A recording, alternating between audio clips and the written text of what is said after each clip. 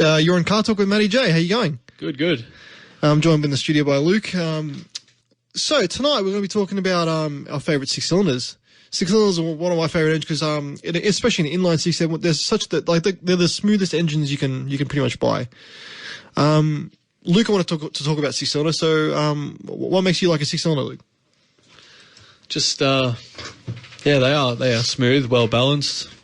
They come in a range of cars that have made some real good engines. For example, the 2JZ. Yeah, one of the favourites, obviously. Big time. Yeah, but you can get some good power out of them without having decent fuel efficiency as well. Yeah, that's right. And six cylinders have been around for yonks now. So you'd think they would have gotten it right, which they have, and especially in the late 80s onwards, they've technology-wise, six cylinders have crept up leaps and bounds, and in some ways, taken over the mantelpiece from V8s because a lot of people are downsizing to six cylinders. Because one for efficiency and two for packaging, especially in V6 applications, they're really small. But even in an inline six, they still come in a varied range of sizes. So they do come in handy really well. Well, we're going to get into some cars now, that have got some really nice six cylinder engines. I'll start with some of my personal favourites. A lot of people talk about BMWs making some really slick six cylinders. That's a bit of a tongue twister. They have, and they're well known for their six cylinders since the 80s, especially in their M cars. And one that springs to mind is the E36 S52 six cylinder, the 3.2 litre inline six, which is a really strong, powerful unit. It sounds really good, and they rev to 7,000 or 8,000 RPM. They rev really hard and they're really smooth, make plenty of power. Really popular now, especially in E36 trim. E36s are getting rarer to find, even though they were the most sold, I believe, M3. But I prefer that engine to the new one because the new one sounded just like you were like it was just going to break apart every time you took it to redline. What about you, Luke? You said you're liking the E46's M3. Yeah, it's pretty similar to the E36, but yeah, still both good engines. Yeah, S54 wasn't it? S54, yeah, it was. That was still 3.2. Yeah, that's right. Yeah, yep. Yeah, it was just a development version. It had both engines had Vanos, which is just like I think it's in the intake. They open up and you get more power at the higher RPMs. Yeah. A bit troublesome, so you need to make sure they're all working with, especially if you're getting an M car, because they do have those Vanos issues. But yeah, good engines nonetheless. They came in plenty of options for transmissions as well, with SMGs but the purist would go for the manual, of course, don't you think? Yeah, the manuals have to be. Yeah, sure. The SMGs I know were a pretty jerky transmission on the road, but on the track they came alive, but on the road they weren't that good. Yeah, a bit of a pick to drive. Yeah, I've heard. Yeah, I've heard that as well. Obviously one of my personal favourites is the Barrow. The Barrow, yeah.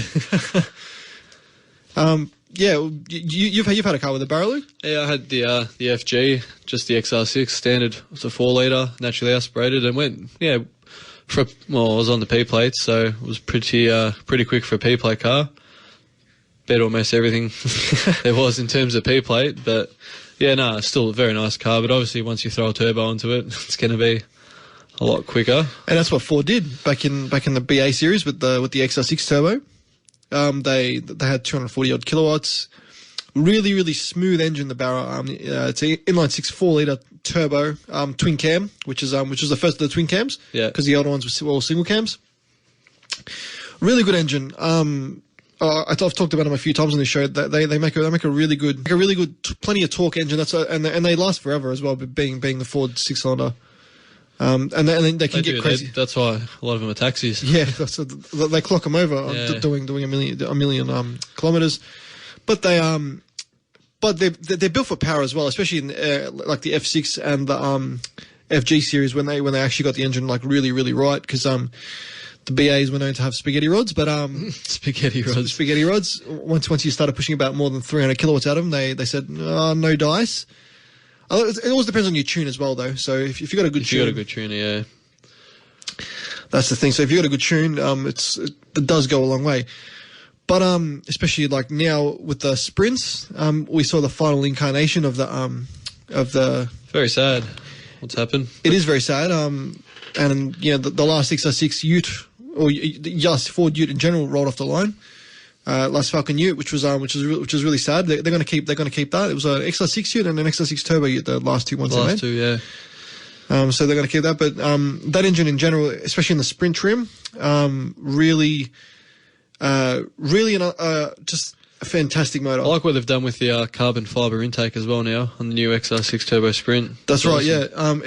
It looks fantastic. It just showed a bit of Aussie engineering before the car was finished. It was only a little piece, but it made such a difference. Big difference, yeah. Because what we're talking about here is on the intake of the XR6 Turbo Sprint.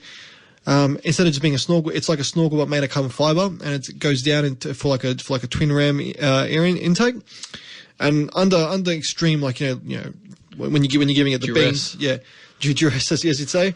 The normal XR6 Turbo, the snorkel, because being plastic, it'll deform in shape, whereas carbon fibers being really, really strong holds the shape and strong, light. Exactly right.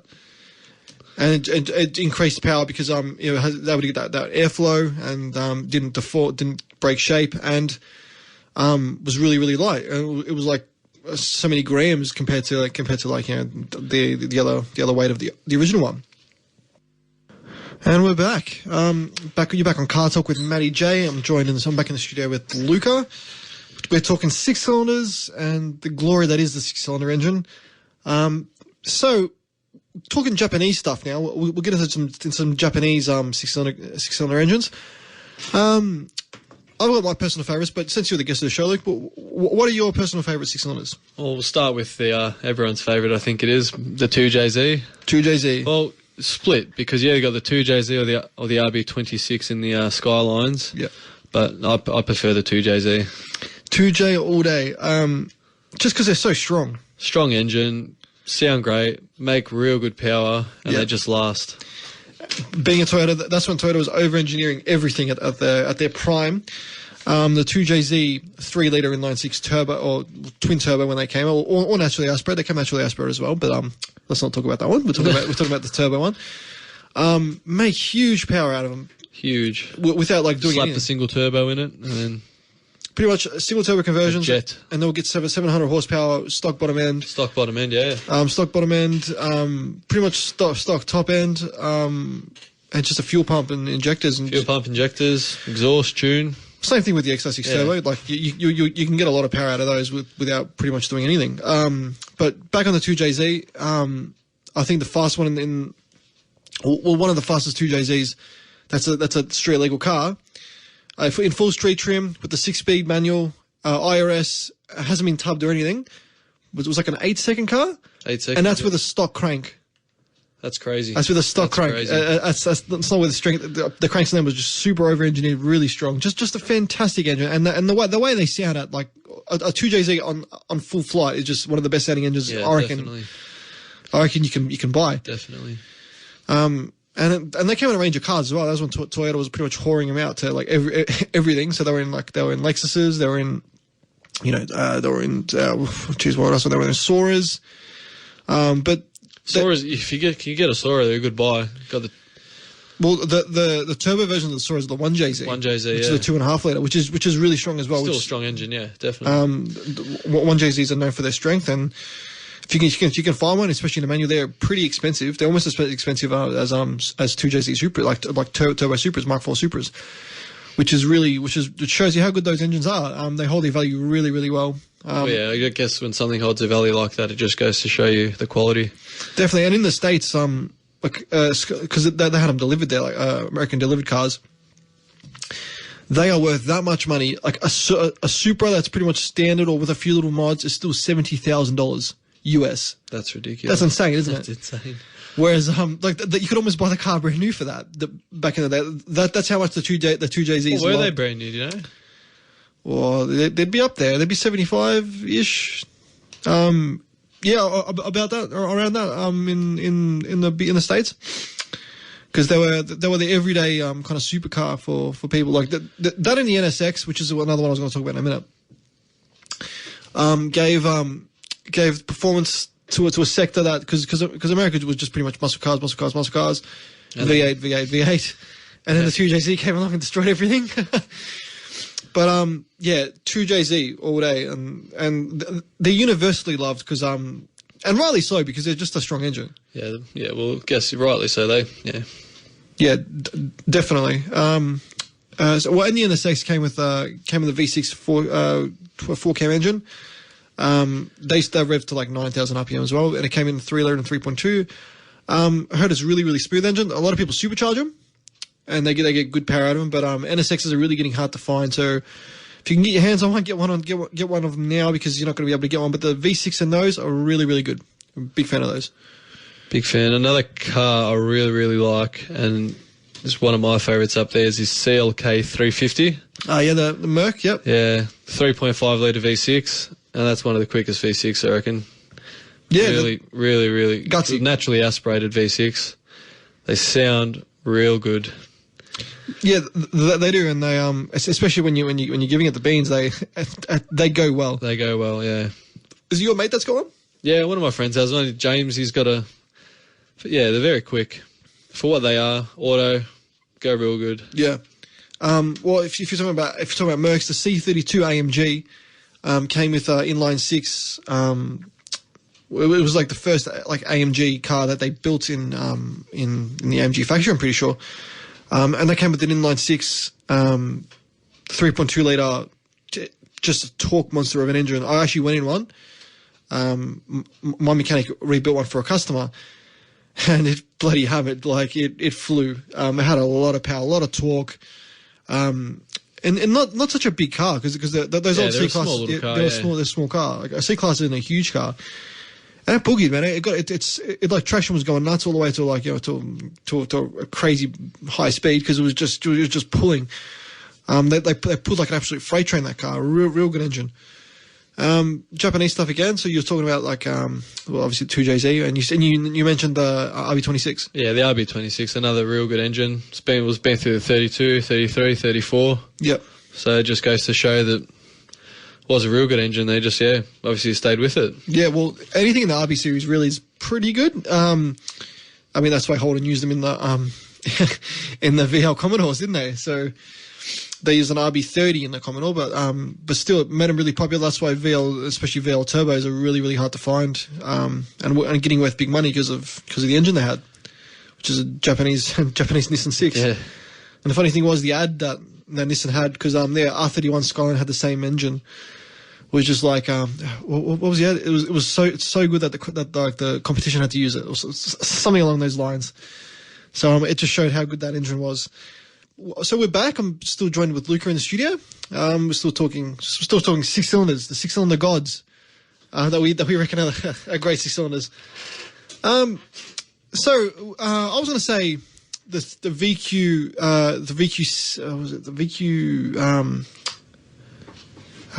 the VQ37. Sorry, I should say out of the 370Z. Really, quite a powerful engine, actually. Oh yeah, that's one of the ones I forgot. Yeah, naturally aspirated, 3.7 litre, really go good. I've seen one hammer, and they do hammer, go. Yeah, they do go, and they scream when they're like they actually sound really good. The 350s I didn't really like that much. I don't reckon the 370s are a big improvement. They are a big improvement. They sounded a lot better with the 350. Sorry, with the 370. 370, yeah. They go really, really well. They're actually like just over like 5 seconds per 100, just over. They're a quick car. Quick, yeah. They are a quick car, real driver's car, especially with the manual, of course. And then the same engine comes in some of the Infiniti Q37s and stuff like that. So it's a really well used engine. Anything in the VQ series, which leads you to say the VR38 DETT, which comes in the new GDR. New GDR, yeah. The R35. So that in itself is quite really ridiculous. If you've got any mentions that we haven't spoken about on tonight's show, send us a text 0447777989. That's 0447777989. Let us know what we've forgotten, if we've missed any of the famous six cylinders that are really, really good. Let us know, because we're more than happy to talk about it. We'll give you a shout out as well.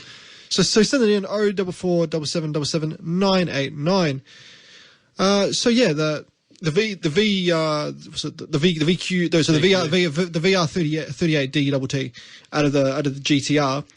2.9 seconds to 100 on the latest one. It's insane. It's ridiculous. When does it stop? Yeah. Well, that's exactly right. Cars are getting to that point now. It's just like everyone's just going that incrementally bit quicker. But when you get in that low in seconds, it makes a big difference. Every millisecond counts. Big time. And I think it was on Top Gear when they were talking about it. They're like, they've never driven a car that launches like that. It's one of the most insane launches of any car you can buy. Like, it was a quicker launch than a Veyron to like a certain speed, but that first jump, like that first 100 meters or so, it's just quick. It's just insane, yeah. And just think, 2.9 seconds to 100 is just ridiculous. That is nuts. What else you got on your list, Luka? This one's a bit of a underdog. Is the Camry Sportivo. Oh yeah. The older ones with the 1MZ FE. 1MZ FE is a good engine. Yeah, V6, 3-litre. 3-litre quad cam? Quad cam. They went good. They went very hard. They were. Yeah. They came in the manual as well. They come in the manual. Sportivo. If you find one in the manual, they're actually a very quick car. They're like just over 6 seconds to 100. Yeah. They get up and go. And then the latest edition of it is the 2GR. 2GR FE, yeah. that's right. And that comes in the Orion and the Camry in the States. And have a guess what engine that comes in? Like who else uses that engine in their performance car? Oh, it's a real new car. It's a Lotus. Lotus. Can you believe a Lotus uses a Toyota Camry engine? Lotus Evora. It uses that 2GR V6, which is a great engine. It's super smooth, quad cam as well. And you've been in a V6 Camry. Even the older ones. Yeah, even the older ones. They go good. Camrys, good old Camry. We don't talk about Camrys on this show, but that's a fast car. They give the old XR6 and SV6 Commodores a good run for their money. Good run for their money, yeah, definitely. What about, we can't forget the old 3.8. Never late in the 3.8. Never late in the 3.8. the old Ecotec. The old Commodore. Never late in the 3.8. Yeah, look, that engine's been around since the 60s, right? Yeah, the Commodore engines, Holden, they do make reliable engines. Very good engine, actually. Yeah, well, that engine originated in Buicks. It's an old Buick V6. And yeah, it went all the way up to, I think it was mid to late 2000s. Yeah. It just got changed in the VZ series. The VZ series, yeah.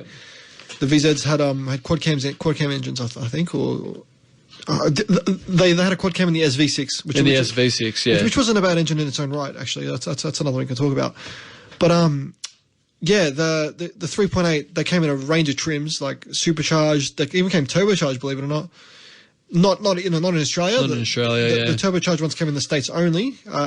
Your friend has a supercharged 3.8. Yeah, Statesman. Yeah, he does. Statesman, yeah. And that goes actually. It goes pretty good. It's all right, yeah.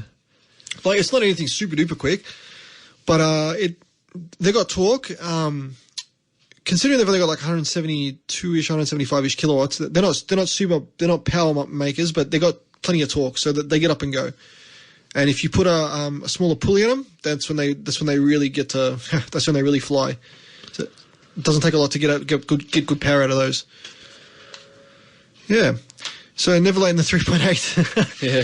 Good old Aussie car. Classic. Yeah. Well, the later ones weren't bad. A lot of people say the later 3.8s were better than the newer 3.6s in the VZs and the VEs, because they were tried and true engines. So similar to Ford's inline six, they've just been around, for ages. So everyone, I guess, kind of got used to them. And really it worked, so they kept it. It worked, and they kept them for years. Yeah. So what else you got on your list, Luka? Well, since we're talking about Aussie cars, the old Tickford. Oh yeah, the VCT. Yeah. Is it the VCT one? The VCT, yeah, the VCT. So for those of you who are in the know, you will know that the VCT only came in the AU series. AU series, yeah. And it came. You could get an option in a Fairmont gear, or you could get an option in XR6. And what it was, it took your basic, obviously, Tickford handmade inline six, and it had a variable cam timing camshaft, and it was quite a technical engine back in its day. Still is today. It still is, yeah. And still, they make good power. A friend of mine had one, and it was tuned, had an exhaust and stuff, and it used to play with BA XR6s and everything. So, really good engine, that one. A bit of an honor. Not many people know about those ones, but if you do, you'll know about it. Yeah, they're a good engine. Yeah, anything really by Tickford anyway was really good. They always put a bit of effort into their stuff, especially with their later V8 stuff as well. They had some really good stuff. Yeah. So what else you got on your list, Luka? That's about it. Those are my favourites. Yeah, well, I quite liked your list actually. I reckon you covered some good bases. We're gonna go a bit old school now, so I'm gonna say the I've got meant to bank 256. Is it 256? Is it? Sorry, 265 Hemi out of the old Chargers. That was a really good engine, super duper strong. They actually could have won Bathurst if it had an extra gear. Believe it or not, a 6-cylinder would have beat the GTHOs and stuff back in their day. They were a really good engine, especially in the E49 trim. They had the triple Weber carbs. Really used to get up and fly. Really fast car. A good friend on the show, Adam. His brother's got a Charger, not an E49 with just a standard Charger but still with the 265, and just only a single car. But they used to go. That still goes well. And that engine's been people turbo on. People do a range of things to them. They're a really strong engine. And it's an engine like 40 years old now, so that's a really good one. Even back to Holden's like 202s and stuff. The later ones, I think the VK they came injected in a Calais, which was not too bad. But then they had to change obviously because it would have taken too much to meet the new fuel. It had to meet unleaded standards and stuff back in the 80s. So that's where they went to the Nissan engine. That's right, 98.9 Northwest FM. You're on CarTorque with Matty J. Still joining the studio by Luka. So a few more on the list I was going to talk about. I completely forgot about this one. Was the Alfa Romeo Busso V6. It's been around for years, but not late 70s. Yeah, about that, yeah. And it's and it finished with a 3.2 Swan Song. It was a really good engine. One of the nice, probably the best sounding of the V6 engines. Actually, they really have a nice tone to them. Although they're in a car that's not super duper reliable, being an Alfa Romeo. Alfa Romeo. Mechanically wise, the engines are pretty strong, especially in those, and they do make an awesome noise. Other 6 cylinders just sometimes don't sound as good, but that's a good sounding engine. Also, want to talk about the Porsche flat sixes that come in the 911s and the Caymans. M97. Yeah, that one in particular is a really nice engine. Really smooth, and it's 4 liters as well. So it's similar to the Baron in size, but completely different, being a flat six, like the boxer engine. So there's also some boxer engines out 6-cylinder wise that came for Subaru, like I think it's the. Oh, geez, I got a mental blank of the code, but yeah, Marty and Moog on their car they turboed one and put one in there in Marty's Liberty, which is a really cool car. So that's another car that shows the strength of the 6-cylinder. Even though it was I think the engine was out of a Tribeca. They put it in the Liberty. In the Liberty, yeah. With a big giant turbo, made like huge amounts of power, which is really cool. Diesels, in other words, diesels make good 6-cylinders as well. So you've got one in your car? Go on, yeah. The 4.2s in particular, in the Land Cruisers and Patrols, they were good 6-cylinder engines. But talking off a bit of diesel, go back to the petrol, the 4.8 litre Patrol. Oh yeah, that's the 6. That's ridiculous. That's a weapon. Yeah, and it go good though. It goes real good, but drinks just so much fuel. But they go really good, those cars. Well, being 4.8 litres, 4.8 litres, yeah. 4.8 litres 6-cylinder, that's a big line. It's a huge engine. So, but having said that, it's one of the great 6-cylinder engines. It's well known and especially in the 6-cylinder, like the people that know for 4-wheel drives, they know how good those engines are. Especially in diesel trim as well, the 4.2s, they're a 6-cylinder. 4.2, 6 cylinders, yeah. And 4.2 has been in the cruisers and patrols for a long time now. It came naturally aspirated as well, so long line of them. Yeah, no, so we don't forget diesel in this program, like even though they are the fuel of Satan, but they a diesel will make torque all day and last forever. So love a good diesel. So you ready for the quiz, Luke? Yeah, we'll go for the quiz. Go for the quiz. So the top score is 7. So if you want to beat that score, you have to beat 7. I think Anthony's held the mantelpiece a bit long, so we'll have to see if he can be beaten. So let me get my music ready for it. Set the mood. Set the mood, mate. There we go. Okay. Question 1. The Barra engine first appeared in what model Falcon? The BA. Correct. Question 2. What is considered to be the holy grail of Ford Mustangs? The Boss 429. Boss 429. That's a hard one. I didn't expect you to get that one. Boss 429. Yeah, that is a Boss. The engine's a huge engine. That one. They had to long story. I'll tell you about that after. Question 3. The Mark IV Supra came in what year? Mark IV Supra, what year? Late. Can't tell you, to be honest. Sorry, 93. 93. True or false? The Mitsubishi 3000 GT or GTO, as it known in other markets, was rear-wheel drive. It's false. False, that's correct. It was all-wheel drive. All-wheel drive, yeah. The Subaru SVX, you know what they are? SVX, yeah. Had how many cylinders? You got me here.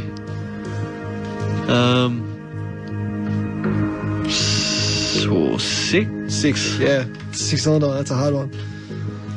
Not a common. It isn't a common car. There's not many of them around. Question 6. What was the German brand of automatic transmissions Ford used in their Falcons? That's a really easy one. It's 2 letters. I'll give you a hint. It starts with Z. ZF. That's it. Jeez, you're on a roll. I only got one wrong so far. How many cylinders did the last Focus RS have? The last Focus RS? Not the new one, the 5 cylinder. That's correct. Question 8. The Honda Commodore set to finish production in what year? 2017? Yes, 2017. Good. Jeez, you're killing this one. True or false? The Mitsubishi Magna all-wheel drive only came manual.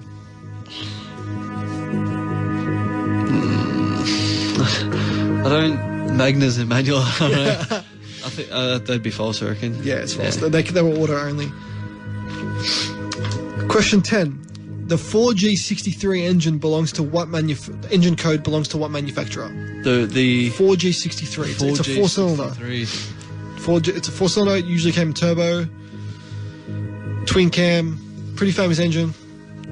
I'll put it this way: you've been in one. Oh, you got me here. Might have to pass on that one. Have to pass. Last chance. Oh, yeah, no, not sure. Mitsubishi, it's an Evo engine. Oh. So, let's count them up. That's the end of the quiz. 1, 2, 3, 4, 5, 6. 1, 2, 3, 4, 5, 6, 7, 8. We have a new leader. 8 out of 10. Got some competition now. That's it. 8 out of 10. We have a new leader. Anthony will be like, well, I'm not going to say that word, but he's going to be super duper pissed. He's going to be saying, "I want to come." Have to come back on the show. He's going to have to come back on the show and try to beat 8 out of 10, which is a really good score.